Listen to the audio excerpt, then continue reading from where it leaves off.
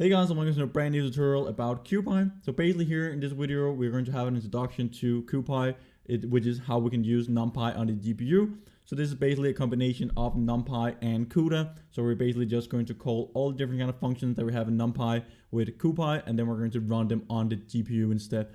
But first of all, make sure to hit the subscribe button and bell notification under the video. Only 10% of you guys watching these videos here are actually subscribed to the channel. It's just a single clip and it helps me and the YouTube channel out in a massive way.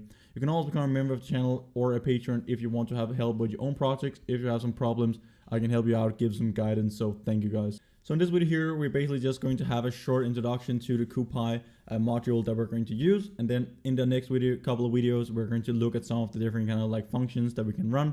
We're going to look at the documentation, how we can actually use the different kind of functions. So this is similar to NumPy, but instead of just having like NumPy as NP, we're just going to have CuPy as CP, and then we can just directly use almost the exact same functions as we do in NumPy with CuPy, and then it will just run the operations on the Cuda GPU instead of the CPU. So here we're just going to take a look at the overview of how we can install it and also some of the documentation that we have in the API references. So first of all here, CuPy is a NumPy SciPy compatible array here library for GPU accelerated computing with Python. So basically again, we can just throw the NumPy arrays, throw the NumPy calculations on the GPU. We can even see we can run it on NVIDIA Cuda, and we can also have this ROCm from AMD. So if you both have if you for example have an AMD GPU card, or you have a Cuda or NVIDIA GPU card, you can use this CuPy library here. Doesn't matter like which GPU you have.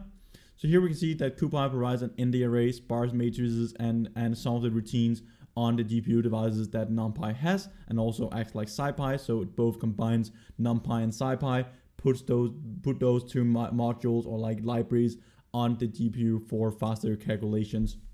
So here we can see some of the methods here, or like some of the classes that is actually supported. So we have n-dimensional arrays like we have in NumPy. We have sparse matrices. We have like some different kind of like NumPy routines for like linear algebra functions. So if you're doing like a lot of different kind of like calculations with NumPy, we're often using like linear algebra. We can actually use that just as we're using NumPy. We also have something called like fast Fourier transforms, which we can use for like, for example, like extracting like signals and stuff like that. So if you want to find some information in signals, we can use FFT. We can also have a random NumPy or like number generator. We also have our SciPy routines here. So again, this both combines NumPy and SciPy. So here we have like discrete Fourier transform. We have like advanced linear algebra. So SciPy has some of the same methods as NumPy, but we also have some more capabilities within SciPy compared to NumPy, which is mostly like n-dimensional arrays, like basic operations, and some linear algebra. We also have like some sparse matrices here. We have multi-dimensional image processing. So if you want to do image processing as well with SciPy, you can use that on the GPU. We have also used like, for example, like OpenCV with GPU support, where some of the functions are implemented on the GPU with OpenCV. But if it is not, we can actually go in here and use this library to do further processing and calculations on our images. We also have like some signal processing. So this could be really good, like if you have some really huge or large signals that you want to do some fast operations on. Also, like often when we're working with signals, we want to work with them in real time. If you want to create some systems that depends on, like, for example, some sensors, some signals, like some body tracking signals or something like that, you want to have them run in real time, we can do that by utilizing the GPU for faster calculations. We also have some statistical functions. So if you want to calculate some statistics, we can also do that. So we have all these different kind of like possibilities within the CuPy library. So routines here are backed by the Cuda library. So all these different kind of things, we can just read a bit more about it, but we won't really go into details. We're gonna now see how we can install it. This is really easy to install. We have just a couple of tutorials here. So again, you need like the Cuda toolkit.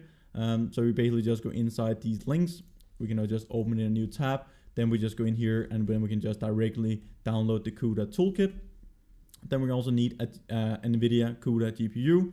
Again, I have two here on my computer, so you can basically just use an NVIDIA GPU. We can also use the AMD GPU if you have that. And then we also need a Python version here on your computer. I'm just using Anaconda, which is really easy. And then we can also install this Cuda and CuPy really easily with Anaconda. So we can see we have some Python dependencies. We can just scroll down a bit to actually see how we can install it. So here we can install, first of all, we need to set up pip if you don't have that on your computer already. And then we have these different kind of like libraries if you want to have some additional features. So we can have QTensor, cuDNN if you're going to work with neural networks, for example. So we can actually like accelerate deep neural network computations or calculations. We can also have like some sparse matrix multiplication if you're working with sparse matrices. But here we can actually install CuPy with just like typing in pip install CuPy and then the version of our Cuda toolkit that we have installed. So basically, if you're installing it right now, as I'm capturing like this video here, you're probably like on version 11.1, 11.3, or 11.7. But basically, the good thing here with Anaconda is that you can basically just like, if you just want to use those things, you can just pip install Cuda, choose the exact same version. If you just install the Cuda toolkit, you already know that. Or if you don't exactly know like what version do we have of the Cuda toolkit, then you can basically just install it with Anaconda down here at the bottom. So then we can just type in conda install -c conda forge, and then we can just have CuPy, and then it will both install CuPy and the latest version of your Cuda toolkit. So then basically everything is set up with just running this command. You can basically just copy paste it into your terminal or like into your command prompt here with Anaconda. So I'm just going to open up a new Anaconda prompt here. Then we just have conda install, conda forge CuPy, and then it will install CuPy here on your computer. So this is the easiest thing to do. We can also install it from source, but again, if you just want to set it up, play around with it, just pip install it. The last thing here I'm going to show you in this video is the API reference.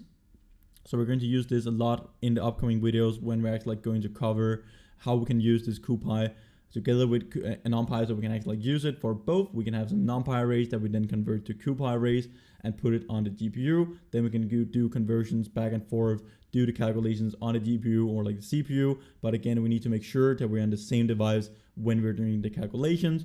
I'm also going to create some videos where we're going to time some of the different kind of functions here, because sometimes it is not really beneficial to use the GPU if you just have some really like small calculations that you want to do. So if you, for example, just want to like add a couple of numbers, it also takes some time to transfer the data to the GPU and then do the calculations, and then you need to transfer it back to the CPU so it can actually like do some further processing. Or if you want to use it for something, you need to convert it back to the CPU again. So if you don't have like really huge calculations that you want to do, then sometimes it is not really beneficial to use the GPU. But again, if you want to do some heavy computation, definitely just throw it out to the GPU, let it do all the calculations. It will do it way faster than the CPU, and then you can just transfer data back when it's done with the calculations. So you can see we have some references for the n-dimensional array, conversions to from NumPy arrays, how we can use the ND array with CuPy. So basically we can just use the exact same functions as we're doing with NumPy. We just use CuPy instead. So instead of np dot the function, then we can actually just use cp for CuPy, and then we just have the exact same function as in NumPy. We can see the different kind of routines. We can go inside them and see how they act like work. So if you just go inside, for example, like linear algebra, so all these different kind of like routines here that is implemented, you can just go inside it yourself. And we will also like have videos where I go through like each of these things, how we can actually like use it in the code and set it up. We can also have some binary operations and so on, but here we're just going to look at the linear algebra. So we can both do like dot product here of two arrays. We can do like the dot product here of two vectors. We can do the inner product and so on. And then we also have like some decompositions if you want to do like, for example, QR or like singular value decomposition SVD. So this is often the case if you want to solve some linear systems or something like that.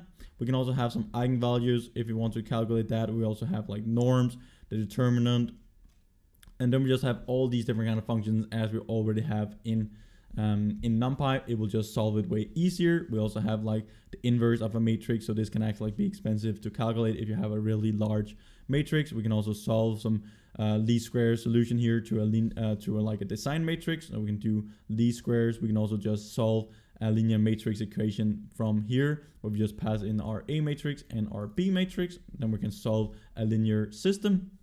So this can be used just as we're doing with NumPy. So this is basically just an introduction to this CuPy module and introduce you guys to these capabilities that we have. So I wasn't even familiar with this library here or module a couple of weeks ago, but now I'm going to use this way more in the future because, again, instead of just importing like NumPy, we can just import CuPy and use all of these other different kind of functions on the GPU if you're doing some heavy math.